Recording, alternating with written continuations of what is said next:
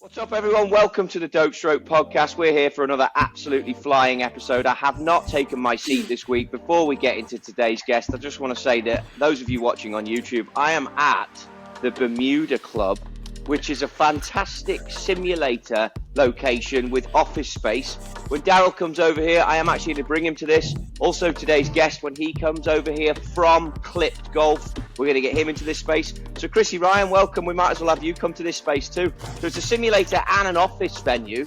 And it's basically, I'm in the speakeasy room. There's Golden Tee, there's Donkey Kong, there's Asteroids, there's NBA Jam. I'll even turn it for the YouTube viewers. I mean, this place is filth. There's a Trottie Golf bit of merch.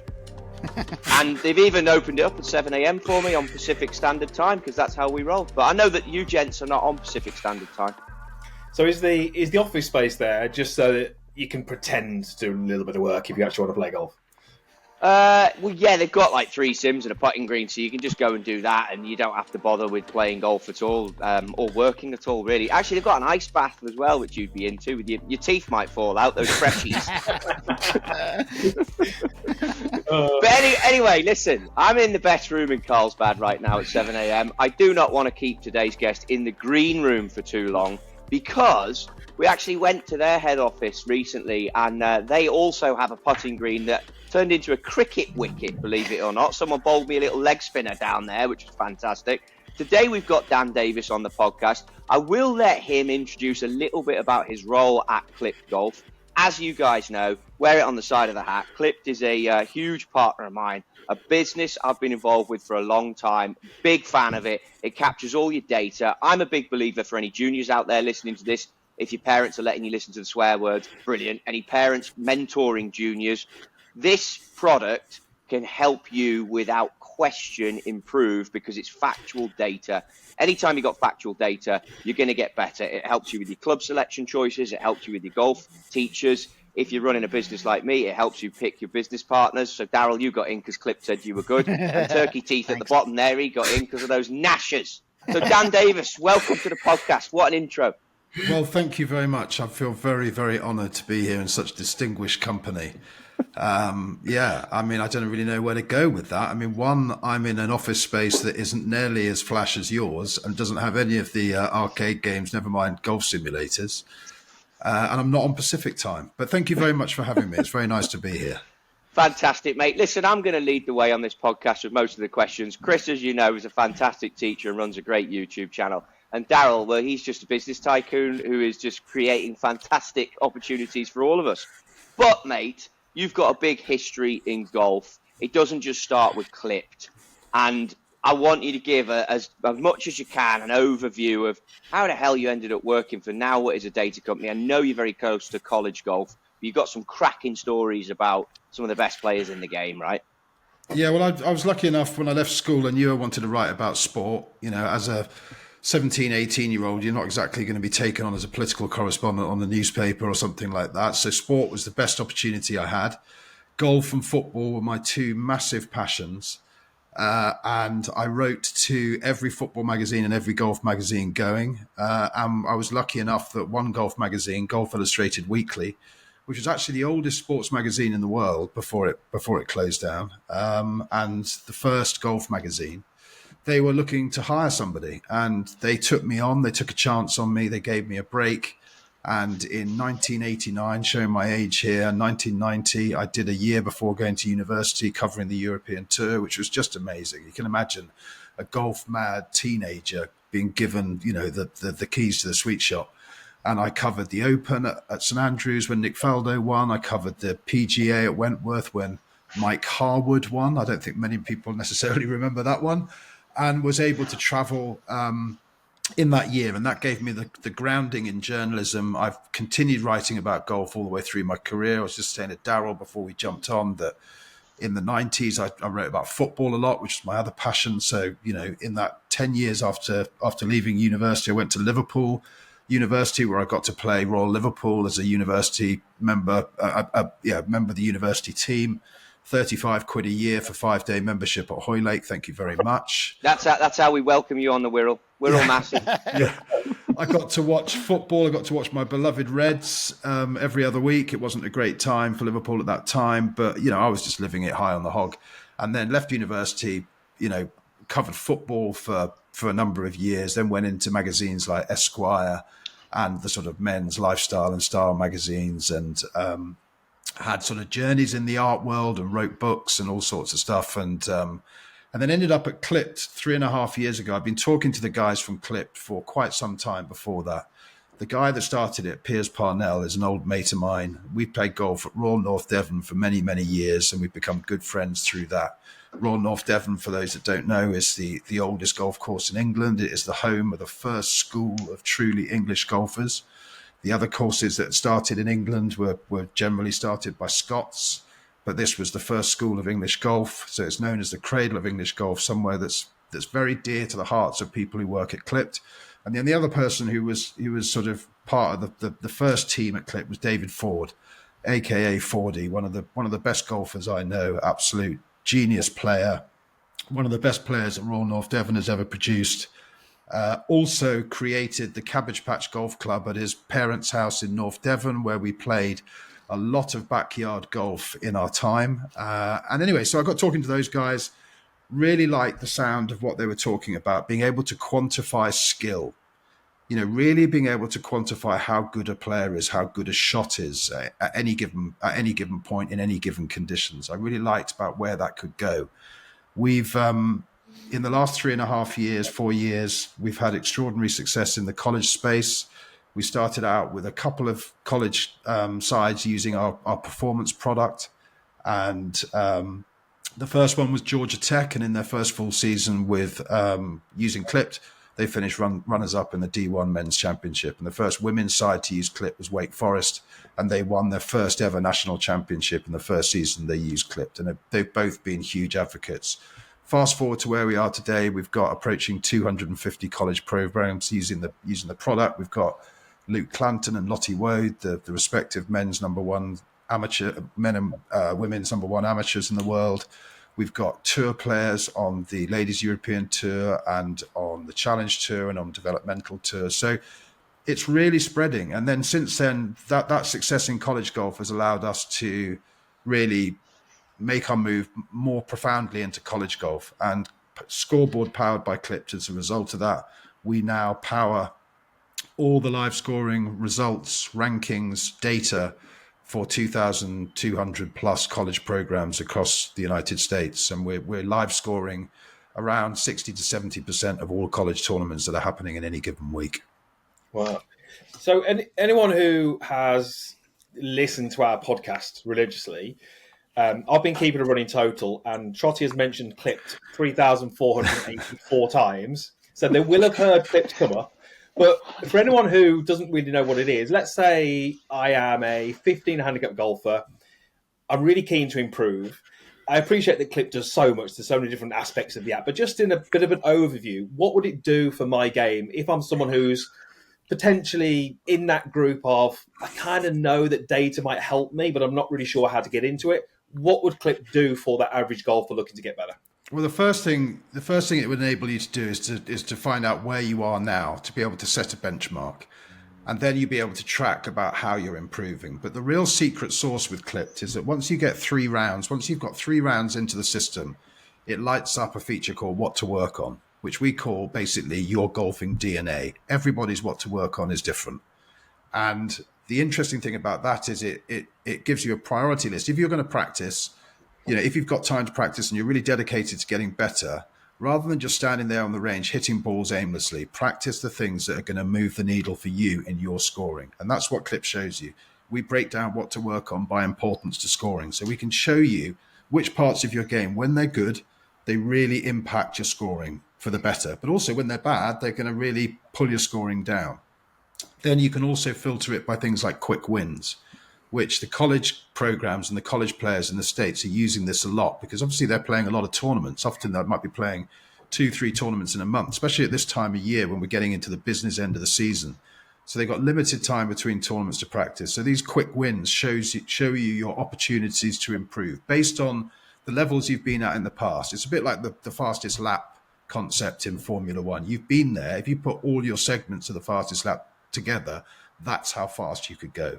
So you can see quick wins, you can see importance to scoring, and then the other thing is you can really start to make long-term plans about what you need to move in your game. So I think to sort of summarize, it shows you where you are. It shows you, it tracks where you want to get to. You can put in things called player ability comparisons. So if you're a 15 handicap player and you want to get to a 10 handicap player, you can compare yourself to a sort of 10 handicap player. The other really interesting thing is it shows you how good every single shot you hit was. And I think that the overall impact of that is it changes a lot of people's narratives about how we play. I mean, I think we all know as golfers, we have inbuilt narrative about who we are as players, how we play, what our strengths and weaknesses are. But when you actually get the objective data, more often than not, it will overturn part of that narrative. It will show you that actually that's not quite correct. A lot of the narrative is predicated on a recency bias. So if you've played really well in your last round, but you 3-putted 3 of the last 4 greens, you're probably going to walk off thinking you're a really bad putter. And you might have forgotten the fact that you hold 3 10-footers earlier, which will have really boosted your numbers. So it gives you a really objective view of where you're at, and it shows you where you can get to by focusing on the right things for your game and your game alone. I'll let Daryl jump in a moment, but that last part you said there is really interesting, and I find that fascinating because when I've worked with students over the years and they do want to do some reflection on how they play, I'll often say, don't do it straight after the round because it's often emotional. It's often exactly as you say, you kind of remember the last few holes. And just to that point, I've had rounds of golf where I've walked off the course and I felt like I've driven it kind of poorly. And when I've put the stats into an app, it actually shows me that it was one of the strongest parts of my game. So, without that data, it's just anecdotal thoughts on your game, which isn't accurate, is it? Sorry, Darryl, I'm sure you're going to jump in there. To get on this though, Bubsy, so in this thing you can go to enhanced, right? And I've got 470 enhanced putts. I look at this all the time. I'm a big putter changer. I'm a big, I know when you knew me, I used to just stick with one putter. But obviously being in the tech world now, in the equipment world, it's hard. But I have effectively 3 putters I always go back to.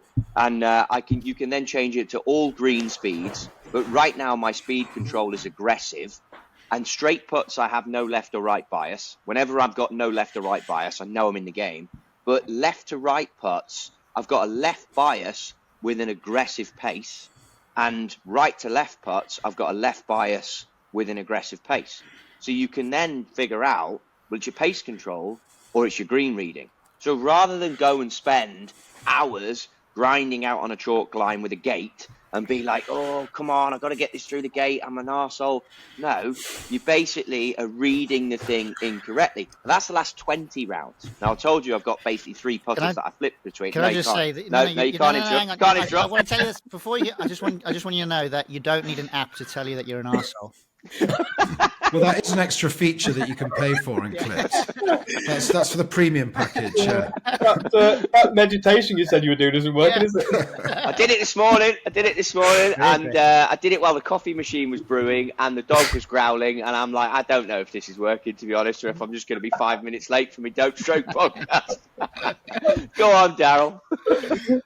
No, I just really wanted to comment on the performance of your app and how much of an arsehole you can be. We all know. But I do have a bit of a query, Dan, just obviously thinking about the use of, obviously seeing the app up close. It's so comprehensive. There's so many different things that are being tracked at any given time, which is fantastic. If from a tour player perspective, an aspiring, like low handicap golfer, I can imagine there are probably high handicap golfers that are trying to improve and maybe new to the game who are adopting the app. Do people use it differently that are maybe a higher handicap versus someone that is maybe a tour professional? Well, we definitely skew towards better players at the moment, but we feel that what we've done with the app as it stands at the moment is almost put everything in, everything a really elite player would want, because that's our market at the moment. But we're moving very quickly towards refining the offering, if you like, for higher handicap golfers, because you're probably right, you probably don't want all that information. But then again, the really interesting thing, and what I do in my job for Clips, I speak to a lot of players and coaches. I mean, every week I'm interviewing players and coaches and talking to them about how they're using the product and where they're getting better. And and the sort of edge cases of what they're doing within it.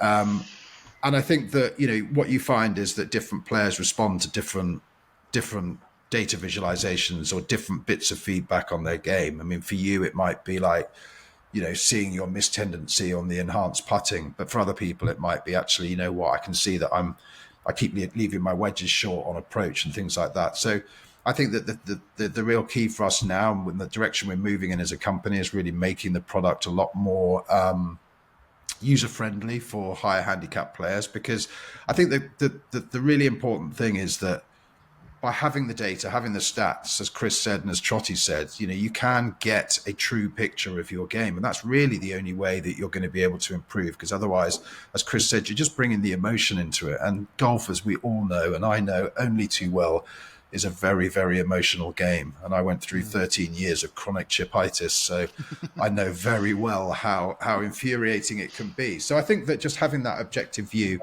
is really important, but we are also conscious that, and we're doing a lot of work at the moment on ensuring that the product can be as impactful for a player who wants to get from 20 to 15 as a player who wants to win an NCAA championship or get out on tour, because we know it's working for them. And we know from speaking to people and seeing their data time and time again, the more you put in, the more you get out. So as a follow-up to that, and I'm sort of subtly reminded a few years ago, I remember, I'm pretty sure it was Justin Rose doing some work with the likes of Sean Foley, and they were tracking a lot of key data. And in particular at that time, a lot of it had to do with strokes gained. And he was complaining that his proximity, or he didn't feel that he was very strong at 100 yards into the pin. He thought that was a real weak area of his game. But going through all the stats related to strokes gained, he soon discovered that he was actually number one in the world for that particular range. But his perception was out as to what he thought. So, and I'm obviously then looking at, say, Matt Fitzpatrick, who's sort of infamous or famous really for documenting every shot he's hit since he was an amateur. Have you seen, and this, I do find this interesting about how sort of behaviors of golfers have evolved over the years. So someone that is maybe has been a major winner and an elite golfer that are probably in their late 40s, early 50s versus the behavior of someone that's now up and coming, early 20s, maybe won a few times on the tour, looking to now compete in the majors. Is there a trend, like Trottie's super data motivated, is there a trend that some of these younger guys coming out of the college system, because of the way that their games are coached now, they very data motivated themselves. So they're coming into the golf professional world knowing how important data is, which kind of makes it a lot easier for the likes of Clipped to really infiltrate that marketplace, because they need the data so badly to perform, or to really get an understanding as to what it takes to perform the best that they can. Yeah, I mean, golf has become a really data-rich sport in recent times. I mean, whether it's TrackMan or whether it's the huge boom in simulator golf, all the different launch monitors. I mean, just the numbers that Trottie spits out to somebody who's coming into the kingdom for a fitting, all those different metrics that people are measuring. And I think that whether it's you going in and getting, an average player, let's say, or a club player going in and getting a fitting at their local sort of golf superstore or whatever it might be, or whether it's a college player who's really working with their college coach to drill into the data to be able to make those incremental gains. And this is what this is about. It's not about sort of suddenly becoming 20% better at putting. It's just that incremental gain thing, which obviously got a huge amount of traction with things like, Team Sky and British Cycling and a number of different Olympic pursuits as well. So I think that a lot of the younger players, certainly at college, they have to collect data. They all collect data. And you see more and more and more of them that are now just moving into the pro game. And, people like Matt Fitzpatrick are probably less like outliers. The only probably reason he is still an outlier is he keeps it on a spreadsheet, I believe. But, the fact is that he was a poster boy, like you say, for being able to really track all that. And I know that people like Lottie Woad, the number one women's amateur in the game, and she's going to be a superb player when she turns pro. I don't think there's any doubt about that. But she's been all over her data for about 6 or 7 years. She's had to do it through England Golf. She's been through different stats platforms. She now uses ours, is very happy with ours. Florida State men and women both use Clipped. But she is somebody who is an example of a really fine young player and one of the most exciting prospects in the game, and of that generation that are now very tuned into the numbers. I mean, I think it also feeds into this sort of age of speed we're in for golf. You know, people are measuring how fast they are. They're measuring club head speed. They're measuring swing speed. You know, smash factor, all this sort of stuff. There are so many different measurements in the game. It's the same we see in football as well. I mean, like, if you look at football now, we have XG and all these sorts of, you know, we used to have just Opta stats, but it's been refined and it's been, you know, proliferated to such an extent that there are all these new stats for the way we measure football. And I think that's just the way that sport's going. American sport has always been more sort of front-footed on the stats front. All their major sports are very stats orientated. And I think that it's, you know, through things like cycling and through Formula One, that the data-driven approach delivers results. And golf has actually been pretty slow in taking that up. I want to get on that Justin Rose point, though, McD. So basically, if you take strokes gained, remember you're going, let's keep it on 100 yards and in as well. Let's say 100 to 85 yards. You're going strokes gained versus the field with the flag positions, proximity to the hole, blah, blah, blah. You go with clipped, it gives you shot quality. So, for example, let's take Pebble Beach. Again, I've given you the wrong yardages, but imagine you've got a pitch shot there, and it's a flat, calm day that you're pitching into that golf hole. You hit a golf shot up there to 2 feet, you're probably going to be, tour player-wise, I don't know, gaining strokes potentially on the field.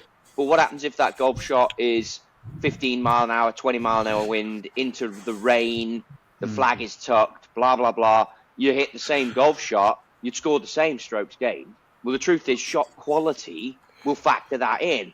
The other thing I want to add that Dan hasn't got to here, like 40, he's mentioned, 40's a typical, like, good amateur golfer. So you see him use this, and he doesn't play much golf now, but you can see his numbers, and I can track what he does from here. So obviously I follow him on Clipped, much like a social media feed, and you can then chime in. Obviously, he's an amateur, so I haven't got to worry too much about, like, confidence levels and upsetting the guy. You can rib him. He can rib you. You know, he can be like, oh, you've changed equipment again. So you can have this interactive thing between you and a friend, or maybe someone you don't like. I like 40, so he'd be a friend. But it's fine. You know, you go up and down like that. The other thing for Chris Ryan and his business, and this one is what I want to get onto transitioning now into college golf today. But if I'm Chris Ryan, I mean, he's again, maybe a great example, maybe not. He's got a lot of clients. I don't know now if he teaches as much as he used to, but in his heyday, he would have had a full diary of clients that would have come to have seen him when he was working coaching. Clip gives you like a heat map. So much as you get Formula One and you get sectors, and we're using that example here, that, you know, you get a purple sector in the first section of the racing lap, and that will give you your personal best or the best of the day or whatever. Now Clipped can track, it breaks the game down into sections, off the tee, approach play, putting, and around the greens. And it will tell you the trend of those areas. And again, you can filter it to last three, last one if you want, round of golf. So Chris could have 300 clients, and then he could look at maybe his lessons for the day, see where they're trending, find out what they've got to work on, flag that with them, get into what their schedule is coming forward, look at the success they've had on the types of greens that they're going to go and play on, maybe look at that, see the data there, so you can filter. And then the one thing I was going to add is Dan saying, look, it's mainly aimed at the good player.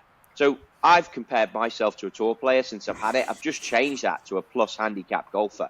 And as you go into there, you can change it to mid handicap, high handicap. So people come to me for a fitting. When do I get the question all the time? When do I get a fitting?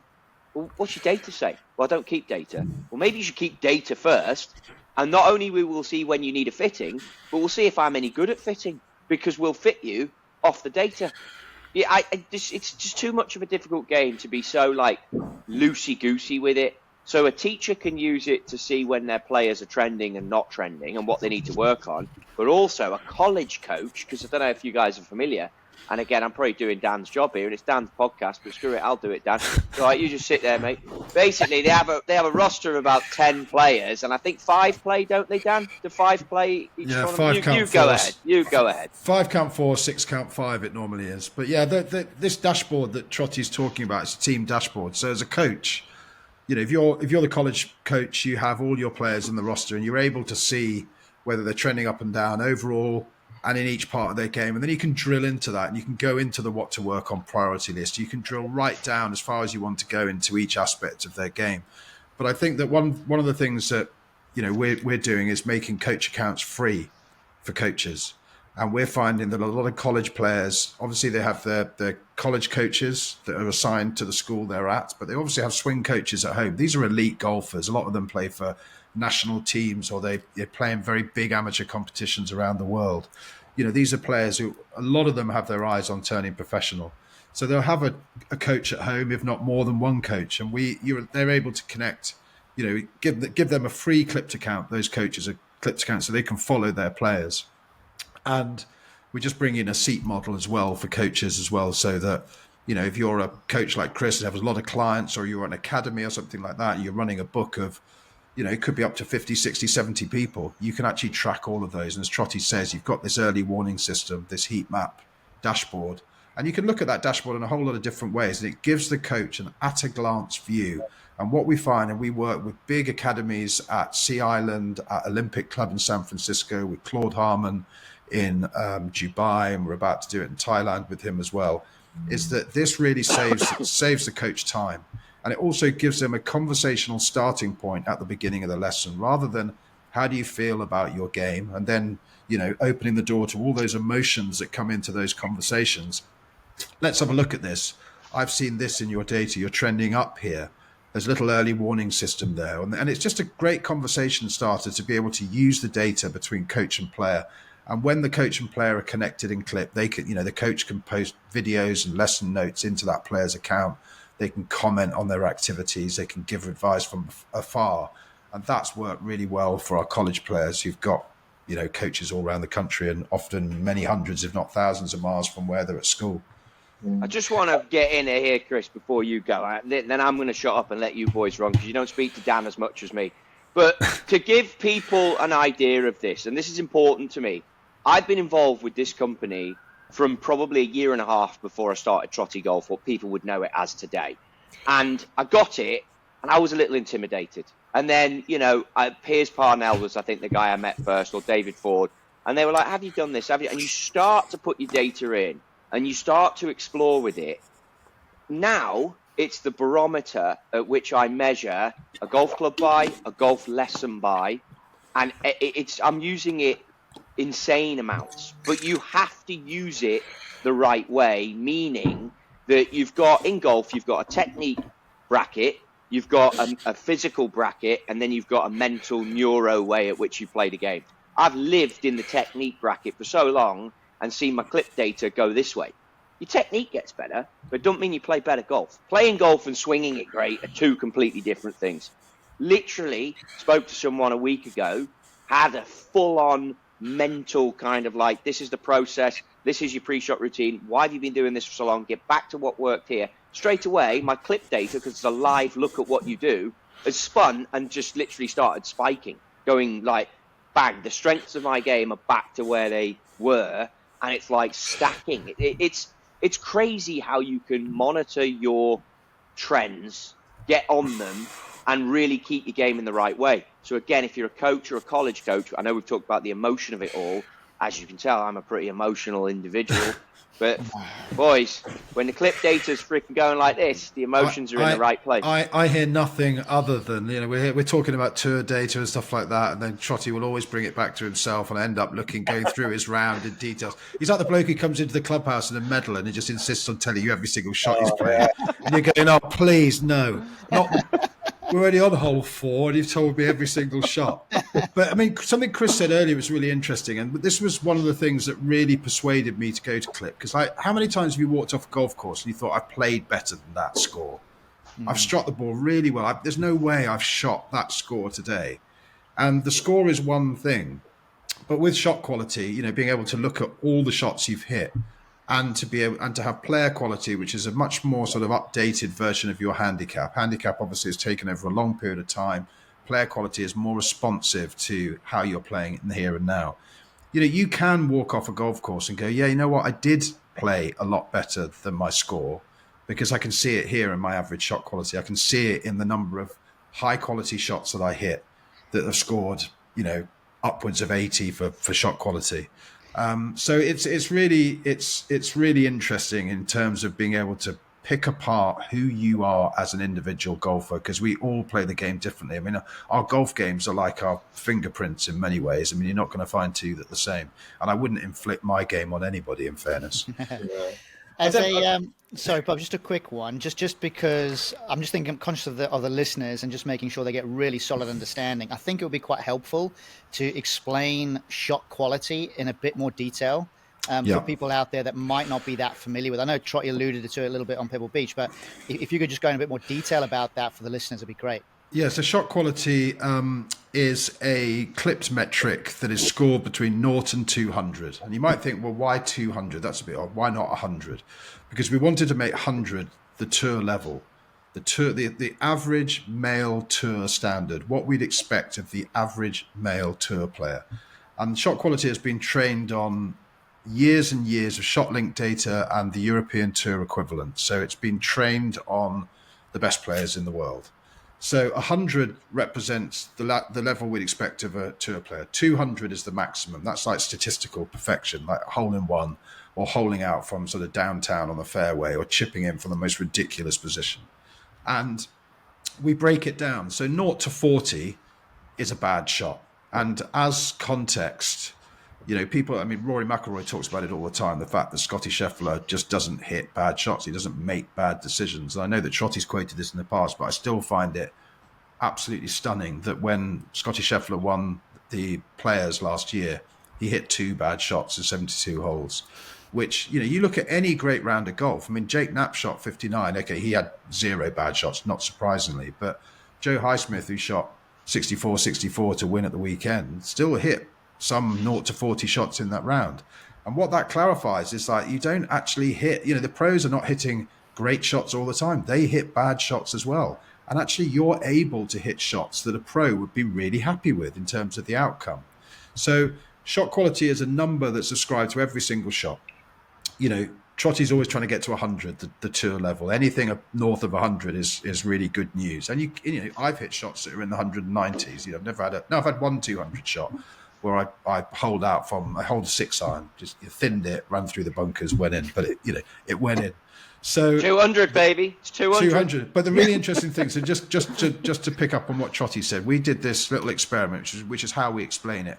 If you take little I, you know, the par 3 16th at Hoylake, the new par 3, the little 130-yard shot, and you play the same shot on 2 different days, and it finishes, let's say, 15 feet from the hole. Strokes gained, and one day is flat calm, the other day is blowing a 40-mile-an-hour wind and pouring with rain, the worst conditions you could possibly have playing Hoylake. Basically every day at Hoylake. Every day at Hoylake. But strokes gained will give you the same number for both those shots, whereas, as Trottie said, we all know as golfers that the skill to pull off the shot in the terrible conditions is a lot higher than it is to pull off that shot when it's completely flat calm. So it gives you a much more nuanced picture of your round. And then we roll up all those shot quality shots to show your player quality. And it's a very sort of dynamic picture of your game, which you're able to then drill into. And then we break that down for things like what to work on. So it's a very immediate way of referencing golf skill. And I think it's something that would be really additive to TGL. I really do, because, you know, you want to be able to see in that sort of tech-infused environment, you want to be able to see the score for that shot. Yeah. And I think it would be perfect for that. Yeah, that would definitely be a good addition. You know, I think they can. They've done well, haven't they, to begin with? I think they can always look at products and develop it. I want to touch on.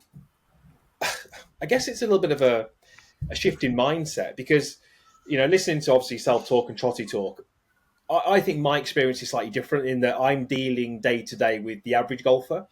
And I think what we tend to find with golf is that it starts at the professional ranks and it takes a few years to filter through to the amateur golfers. And there's still a little bit of pushback from people saying, I'm not good enough to track stats, I'm not good enough for that, I just want to go and enjoy it. But what I try and stress to my clients is that I think strategy and course management is changing.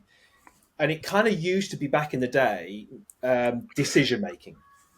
And I try and get people to shift that a little bit and say, strategy isn't really decision-making. It's more just asking yourself a series of questions. So, for example, if I stand on a hole and I know my driver dispersion is 70 yards, and there's 50 yards between the hazards, there's no decision. I cannot hit driver.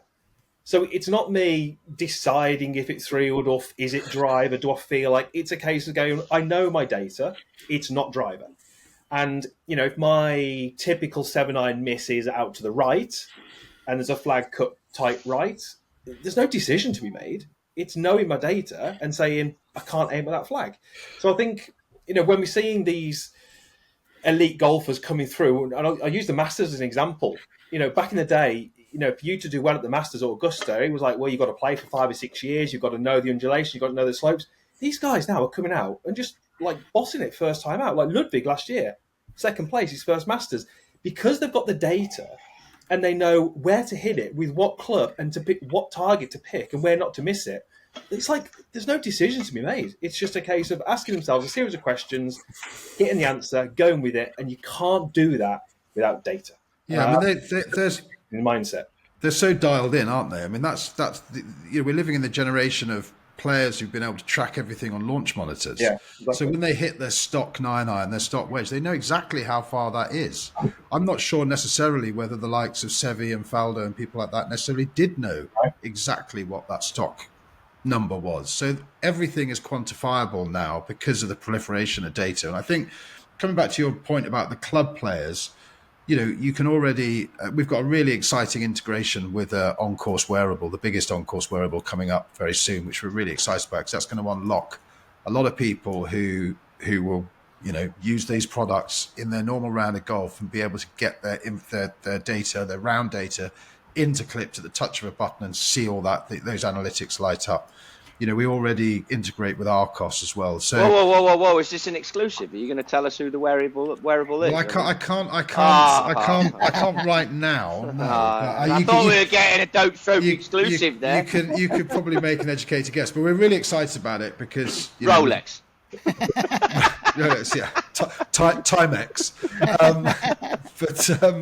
We're really excited about this because it unlocks the insights for club golfers. And I think, I'm not a good golfer. I mean, I think the lowest I've ever been is 5. I always had, pretensions of grandeur and thought I was better than I was. But actually what Clipped has shown me is that I am now in the bracket of old man golfer. And I'm quite enjoying playing old man golf because I realise there's no point in me having any pride and thinking I'm going to hit an 8-iron here and it's going to come up 30 yards short. I'm just going to hit a 6-iron, even if it is 3 clubs more than the guys I'm playing with. And if it finishes on the green, because my data's shown me that my pride has, convinced me that I'm still 20 years younger than I am and I'm playing a lot more golf and my body's a lot more supple and I've got more speed and all that sort of stuff.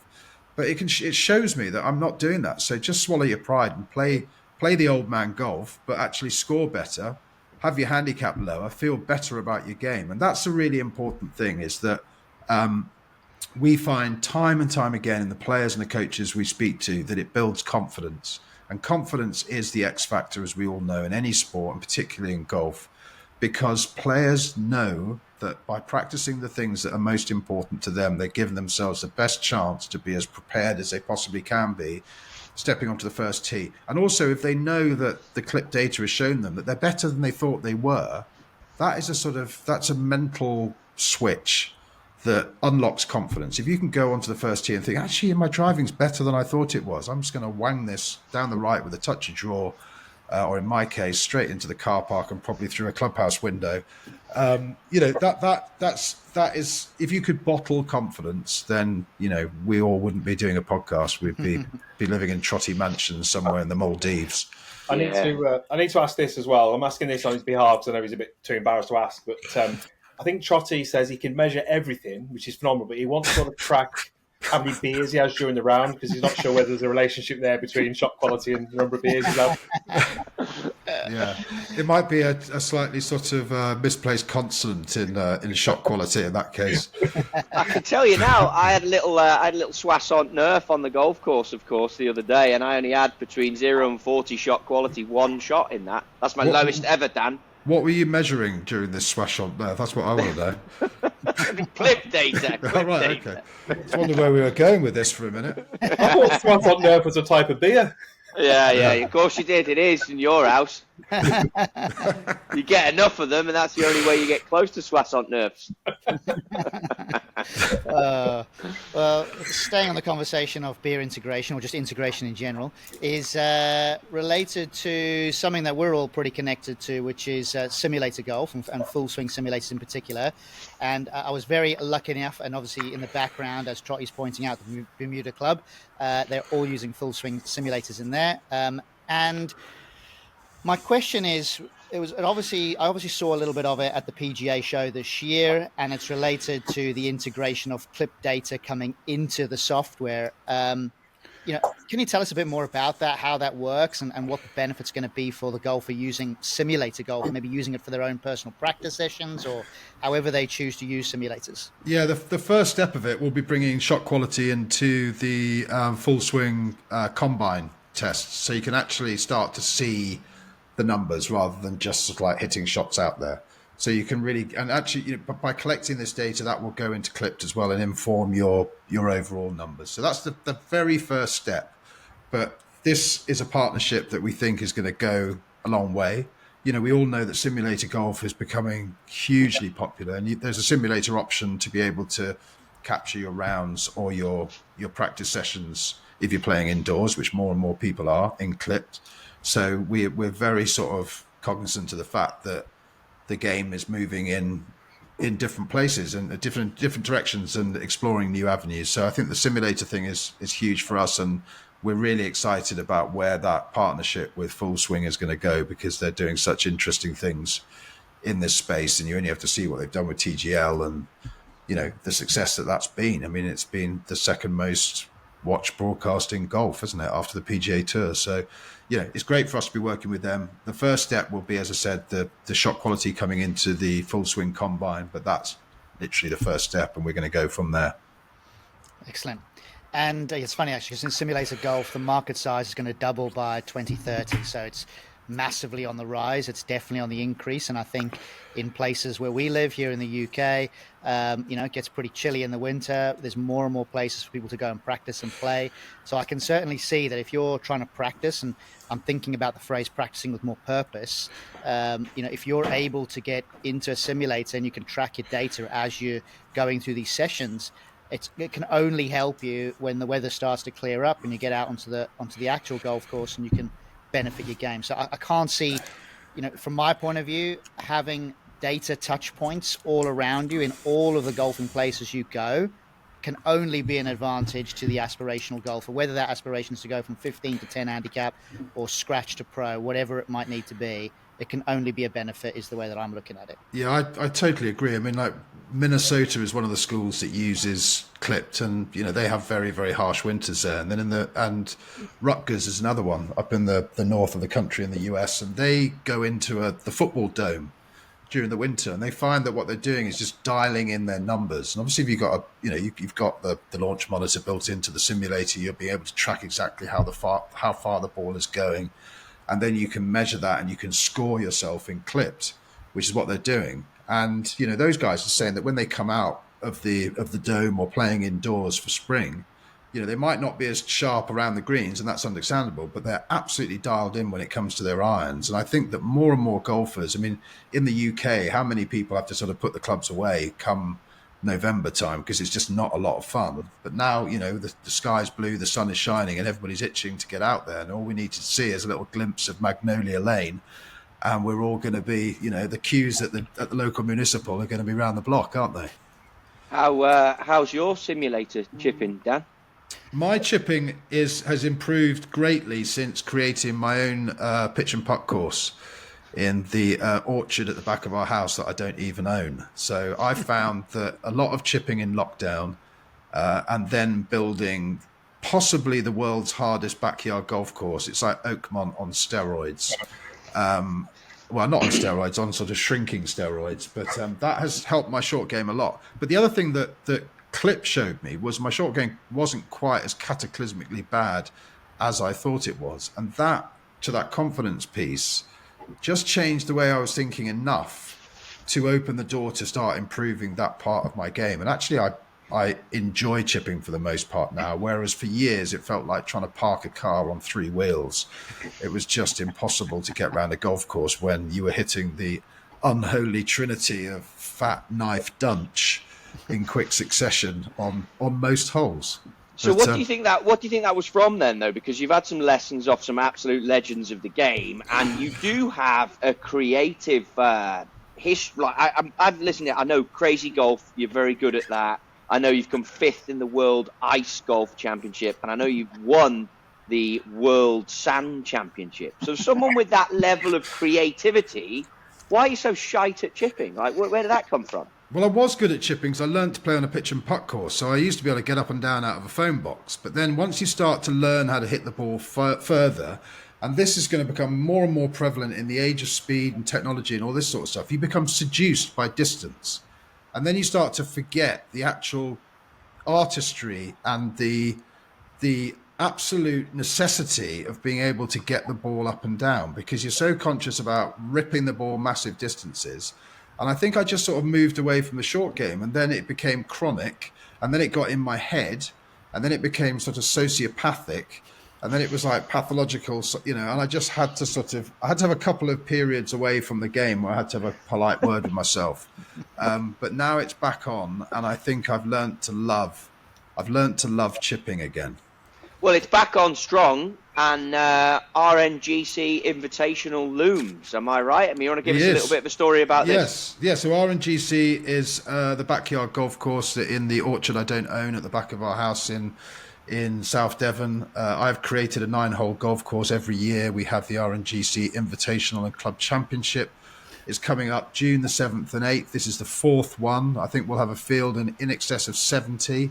It's fancy dress, it's music, it's absolute oceans of beer. It's probably the best fun you can have playing golf. Last year, the theme was world leaders, and we had a final for the ages between Anthony and Cleopatra and Jesus and Pope Francis. Anthony and Cleopatra took it 2-1 to take out the holders. This year it is rock, pop and rap. So I'm looking forward to some exciting costumes coming. We have everybody from pros to total beginners, and it is a lot of fun. The golf course is immense. I would encourage anybody to follow us on social media at RNGC 2021, or you can sign up to the newsletter, The Sacred Acre, at Substack. See, Dan, I love it. For more of this midlife crisis mayhem that is my life. I love it, mate. I mean, I feel like we've got to have a team dope stroke down there, or at least get one of us invited to play in this thing. Maybe we'll send Mr. Turkey Teeth down there just to take care of business for us. You keep threatening to come over in the summer, so you're all welcome, boys. Come down. Bring a dope stroke team down. It is pairs. Listen, oh, there you go then. Me and McD can take it on, and we'll have Chrissy Ryan and Lloyd can come, our producer, for sure. Yeah. But maybe I'll switch it and have Chrissy Ryan. Actually, that might be a better idea. Me and you. I'm good out of the bunker. That's all you need to know. Yeah. Actually, me and Chris will play together. Yeah. We're all good. Depends on the beers. Dazzler can caddy. He's good at caddy. Yeah, I can caddy. As well, mate, and I've got to ask you this because I know you got a hard out here. You've got to get on with this hectic life of yours. We have to get to the celebratory beer, or drink of choice, which I'll let Daryl run that one. But I have to ask a question because in this illustrious career of yours, worked for Esquire, worked for Mr. Porter, I found out, and I had to ask Dan about that. He said, "Oh, it's a fashion brand. You wouldn't know anything about that." I'm like, "Yeah, I wouldn't. Fair dues." But let me question this for you because I've got a personal question. I've managed to make it into this team event at this club I'm now a member of, and I need to get what the Americans would describe, and this is what I want to. You got to get a sports coat. Oh, God, I knew you were going to say that. You were going to say that. It's basically something without any shape that's going to make you look like Arnold Schwarzenegger and is in bad check. I'm really sorry to your American listeners, but a sports coat is sort of as anti-fashion as a dry robe. But listen, if you need some help with that, I can point you in the direction of something that's not going to make you look like, Shooter McGavin. Well, there's good news there, Trottie. It's something that's just really unfashionable, so you've already got a wardrobe full of them. Exactly. Perfect. Go on then, McD. You put a bow on this. I mean, Dan's got to have a good answer for us on this one. Yeah, I'd have thought so. So, Dan, if you've been listening, which I'm led to believe that you are an avid fan of the show, and you have been since episode 1, so keep spreading the word. Tell your friends. Obviously, that's going to be great for the show. But as part of the actual, I guess, theme that's taken place, as always, we always talk about beer in every episode. Usually because of Trottie, because he likes to drink beer every day.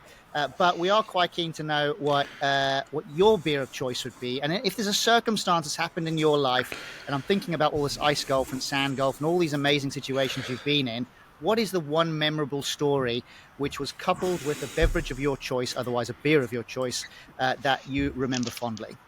Well, I'm not sure about fondly, but I do remember after the Dunhill Links, there's an amazing party on the Saturday night at the Dunhill Links. I was very fortunate to play with the brilliant Richard Finch.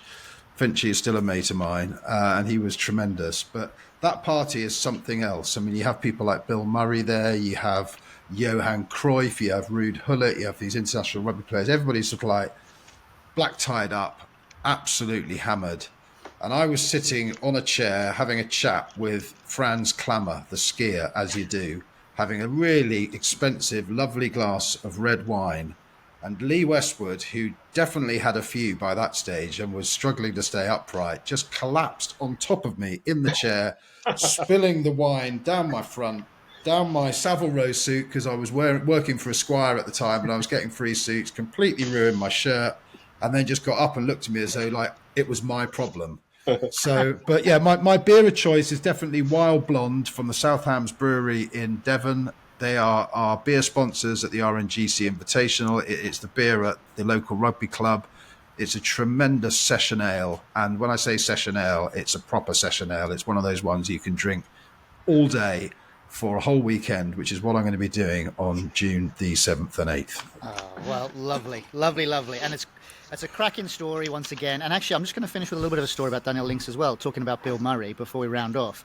There's quite a famous story about Bill Murray where he'd been on a night out during the tournament week, and he ended up bowling in. There was a student party that took place.